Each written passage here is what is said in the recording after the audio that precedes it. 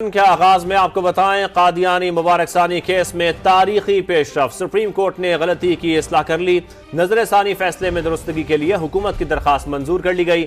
6 فروری اور 24 جولائی کے فیصلوں کے تمام متنازع پیراگراف حذف کر دیے گئے۔ متنازع پیراگراف عدالتی نظیر بھی نہیں ہوں گے۔ عدالت عظمیٰ نے ٹرائل کورٹ کو بھی ہدایت کر دی کہ متنازع پیراگراف سے اثر لیے بغیر اپنی کارروائی جاری رکھے۔ چیف جسٹس قاضی فائز عیسیٰ نے ریمارکس دیے، آئین کے آرٹیکل 260 میں ہر بات کی وضاحت کی جا چکی، اب کوئی ابہام نہیں۔ ہم نے فیصلے میں لکھا ہے قانون کے خلاف کچھ نہیں ہو سکتا۔ 295C بھی قانون کے تابع ہے۔ علماء کرام سے مکالمے کے دوران چیف جسٹس نے کہا، انسان خطا کا پتلا ہے، فیصلے میں جو غلطیاں ہیں ان کی نشاندہی کریں، اس میں ہماری کوئی انا نہیں، بلا جھجک رہنمائی کی جائے۔ رپورٹ کر رہے ہیں سہیل رشید۔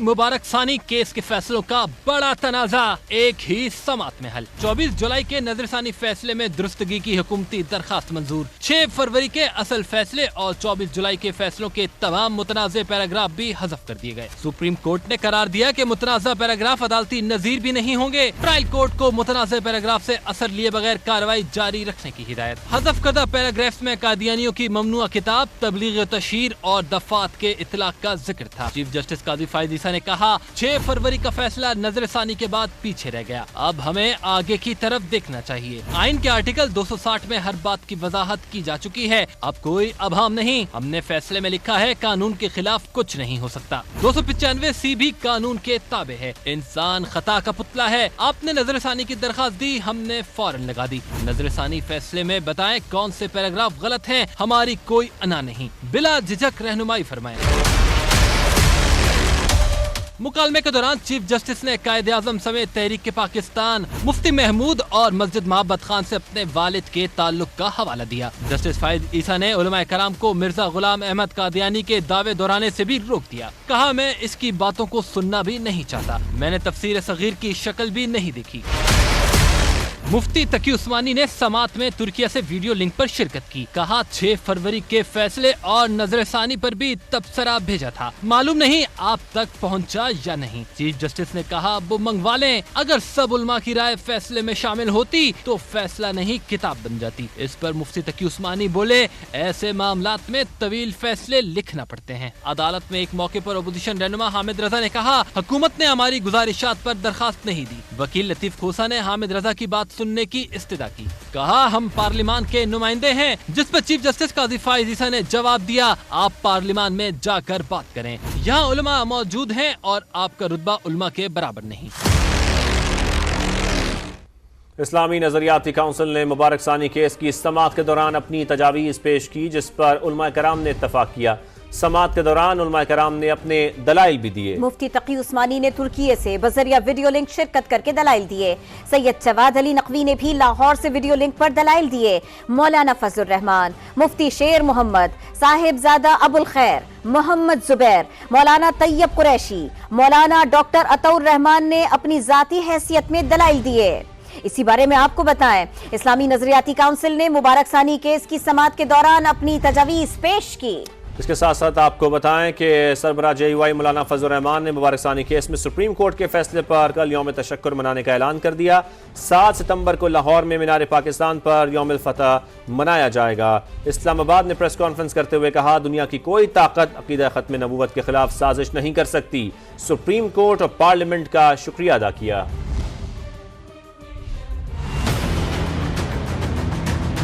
سپریم کورٹ نے مبارک ثانی مقدمے کے گزشتہ فیصلے جو 6 فروری کو اور پھر 24 جولائی کو ہوئے تھے، ان کے تمام قابل اعتراض حصوں کو حذف کر دیا ہے۔ میں اس بہت بڑی کامیابی پر پوری قوم کو مبارکباد پیش کرتا ہوں۔ کل پورے ملک میں یوم جمعہ کو بطور یوم تشکر منایا جائے گا۔ 7 ستمبر 2024 کو مینار پاکستان لاہور پر اس دن کو یوم الفتح کے طور پر منایا جائے گا۔ عقیدہ ختم نبوت کے تحفظ کے لیے دنیا کی کوئی طاقت اس عقیدے کے خلاف نہ کوئی سازش کر سکے گی، نہ ان کی سازش چل سکے گی۔ سپریم کورٹ کا بھی شکریہ ادا کرتا ہوں، میں پارلیمنٹ کا بھی شکریہ ادا کرتا ہوں۔ تو ساری پارلیمنٹ ایک پیج پر تھی، حکومت بھی، حزب اختلاف بھی، اور اس مسئلے پر کوئی اختلاف رائے نہیں تھا۔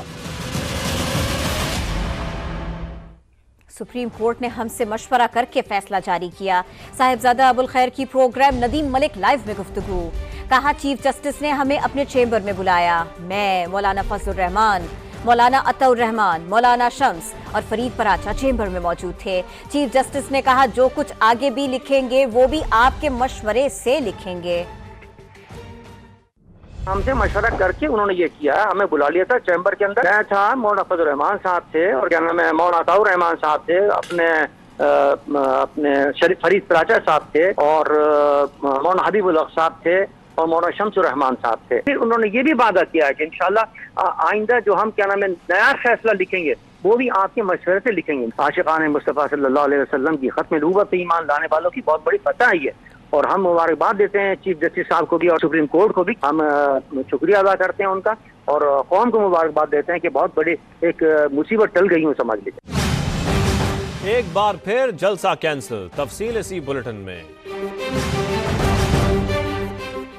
मुफ्ती जुबैर ने भी सुप्रीम कोर्ट का फैसला काबिल तहसीन करार दे दिया। कहा इस्लामी नजरियाती काउंसिल ने इस मुकदमे में बहुत तहकीक की जिसकी बुनियाद पर काबिल एतराज़ पैराग्राफ हज़फ किए गए। इस्लामी नजरियाती काउंसिल के अरकान और तमाम उलमा कराम मुबारकबाद के मुस्तहिक हैं। हमने इस्लामी नजरियाती काउंसिल के अंदर इस मुकदमे से मुतालिक जो तहकीकी काम किया था उस तहकीकी काम की रूह से तमाम अराकीन काउंसिल और तमाम के तमाम उलमाए किराम मुबारकबाद के मुस्तहिक है। अब ये मुकदमा ट्रायल कोर्ट में चलाए जाने और कादियानियों की तबलीग व तहरीफ से मुताल्लिक सुप्रीम कोर्ट का आज रुजू करने का फैसला निहायत काबिल मुबारकबाद है। इस्लामी नजरियाती काउंसिल ने मुबारक सानी केस की समाअत के दौरान अपनी तजवीज़ पेश की जिस पर उलमाए कराम ने इत्तेफाक किया। समाअत के दौरान उलमाए कराम ने अपने दलाइल भी दिए। इसी पर रिपोर्ट कर रहे हैं उस्मान जावेद।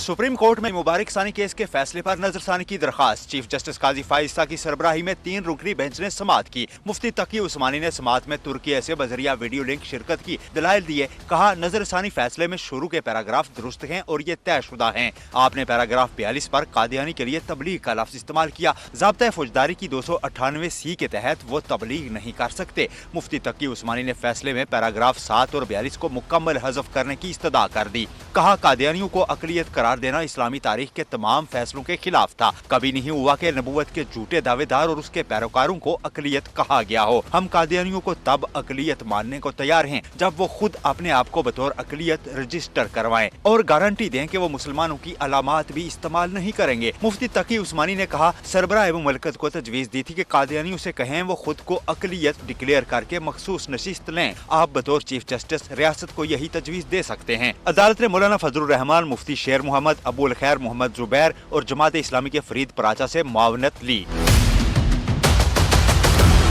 मौलाना फजलुर रहमान ने दलाइल में कहा कादियानी पूरी उम्मत मुस्लिमा को गैर मुस्लिम कहते हैं। मिर्जा गुलाम अहमद कादियानी कहता था जो उस पर ईमान न लाए वो गैर मुस्लिम है। सवाल ये भी है कि कादियानी मुर्तद हैं तो हमने उन्हें गैर मुस्लिम का नाम क्यों दिया। हम पाकिस्तान में गैर मुस्लिमों के लिए कोई मसला पैदा नहीं करना चाहते। मुबारक सानी का ट्रायल जारी रहना चाहिए। कादियानियों को गैर मुस्लिम करार देने वाली कमेटी का फैसला पार्लियामान ने वेबसाइट पर अभी नहीं डाला। इस्लामी नजरियाती कौंसिल की आरा को मद्देनजर रखा जाए। दौरान समाअत मुफ्ती शेर मोहम्मद ने कहा फैसले के पैराग्राफ 27, 28, 29, 33 और 39 पर भी गौर करना होगा। अल्लामा साजिद मीर के वकील हाफिज एहसान खोकर ने दलाइल में तजवीज़ दी कि 6 फरवरी के फैसले और नजरसानी दोनों को यकजा करके दुरुस्त किया जाए ताकि कोई इबहाम बाकी न रहे। साहिबजादा अबुल खैर मोहम्मद जुबैर ने कहा चीफ जस्टिस ने अपनी गलती तस्लीम करके और उलमा से राय मांगकर बड़ेपन का मुजाहरा किया। मामला सिर्फ मुबारक सानी की जमानत की हद तक रखा जाए। चीफ जस्टिस के सवाल पर साहिबजादा अबुल खैर ने कहा वो इस्लामी नजरियाती कौंसिल की तजावीज़ से मुकम्मल इत्तफाक करते हैं। मुफ्ती हनीफ कुरैशी और मुफ्ती तैयब कुरैशी ने भी अदालत के सामने अपने दलाइल रखे। सोहेल रशीद, समा, इस्लामाबाद।